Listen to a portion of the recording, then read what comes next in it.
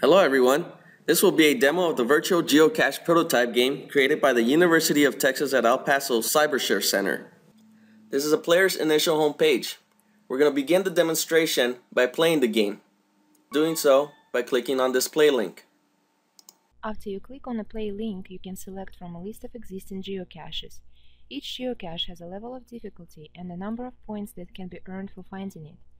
Let's select the Tale of Two Trails geocache and try to solve it. On the selected geocaches page, one can see a number of resources that need to be studied. If I select the Hurricane Tracker resource, I will be taken to another website where I can see storms at certain locations, search for particular hurricanes by name and year, and view the location of ocean basins on a map of the National Oceanic and Atmospheric Administration. The resources help students playing the game to answer the questions related to the geocache. However, you can skip this step and start playing because they will still be available in the related questions. Now you see a VIIRS map image of the geocache to be found. You can move the image out of the way or close it and try to find a location on the Google map. Try to find a coastline which resembles this shape. After the user clicks on the map, an arrow appears to show in which direction the search should be continued. After the geocache is almost found, the user will need to answer a number of questions related to the geocache. Always keep track of your location on the VIIRS map, as it may help you to answer some questions later. Click on the question mark to answer the question and earn some points. The question is, what is the name of the hurricane that hit this area in October 2012? We can use a hint to find some information about all the given hurricanes. However, if you remember that the recent Hurricane Sandy took place in October 2012, you may answer the question without looking at the hint or researching on this topic. Using hints does not affect the number of points you get, but it will help you to get the correct answer the first time. The closer you get into the geocache, the more difficult the questions will become. Using hints is a good way to make sure you get the maximum number of points. Submit your answer and continue.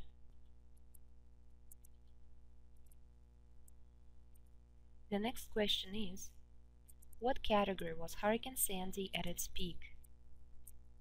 If you use a hint, you will see on a Wikipedia page that Sandy was a Category 3 hurricane.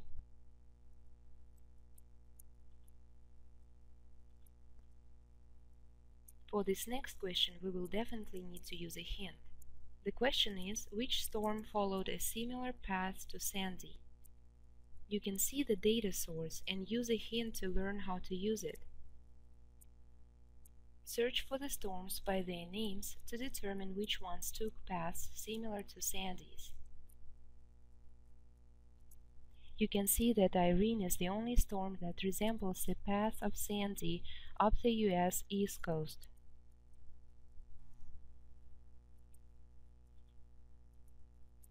For the next question, you will need to find the origin of most Atlantic hurricanes. You can use the same tool as for the previous question, but this time look at all hurricanes at once. You will see that most of them originate in the seas west of northern Africa. Select the correct answer and continue to the next question. To determine which city on the East Coast was struck by hurricanes most, use the County Strikes indicator on the same tool. You may try to answer some questions without studying the hints. If your answer is wrong, you will still be able to give a different answer. However, the amount of points you will receive for the answering the question will be reduced. After the geocache is found, you will be asked to take part in a bonus round, which allows you to earn extra points. The questions in the bonus round may be a little more difficult than those you were asked before.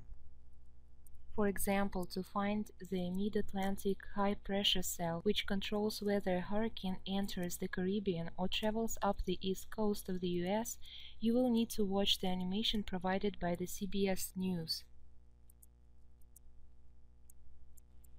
The next question is related to the same Bermuda high, and you can watch the animation again to see what attribute of this high influences the path of a hurricane.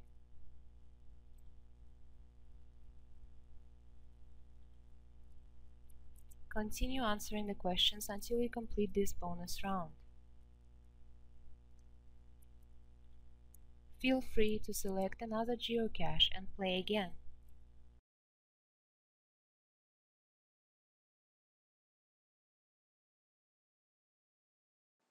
This initial page is our home page. The home page contains a home link which redirects the user back to this page if they are in another page.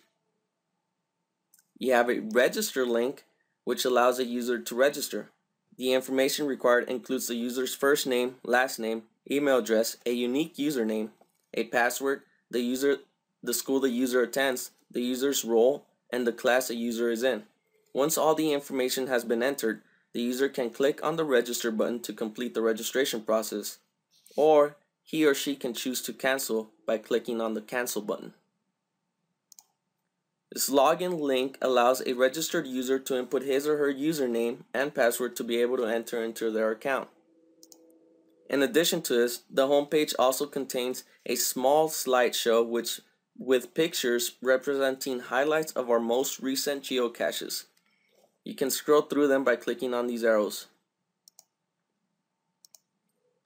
At this point of our prototype, we only have 3 predefined geocaches created by our team here at Cyber-ShARE. Now, if you scroll further down, you can find information regarding a project story, which can include a story about the game, highlights about a particular geocache, player, or team, or highlights about new projects or functionalities. Further down, this box will include multimedia, which can be pictures, YouTube, or other movies, or online tools that relate to a game or geocaches. This other box will contain a NASA image of the day or a winning team's picture captured from space. Lastly, this other box will contain Twitter feeds pertaining to the game, NASA, or other projects relating to geocaches. Now let us log in. I will log in using a username and password that I created when I registered.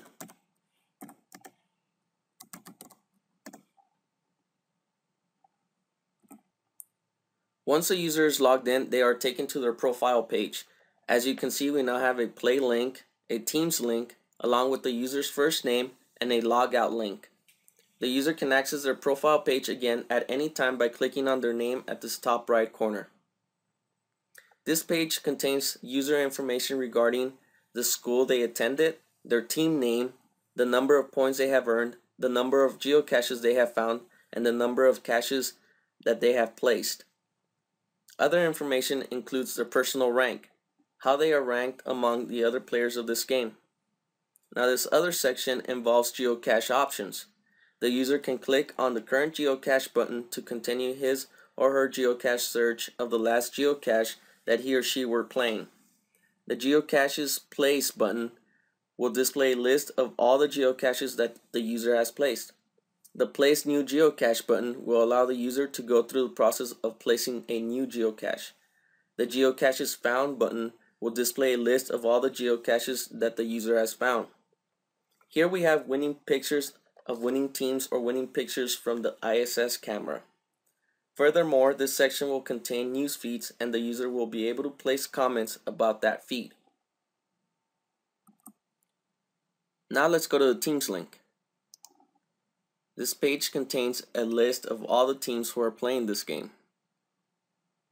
Now if we click on a view of any of these teams, it'll take us to the team's profile page, which includes the team's name, the points they have acquired, the number of geocaches they have found, and the number of geocaches they have placed. It also includes the team rankings, how they are ranked among the other teams playing this game. And as mentioned earlier, this is a geocache options. Now further down, you also have the team members associated with this team. This concludes our video demonstration.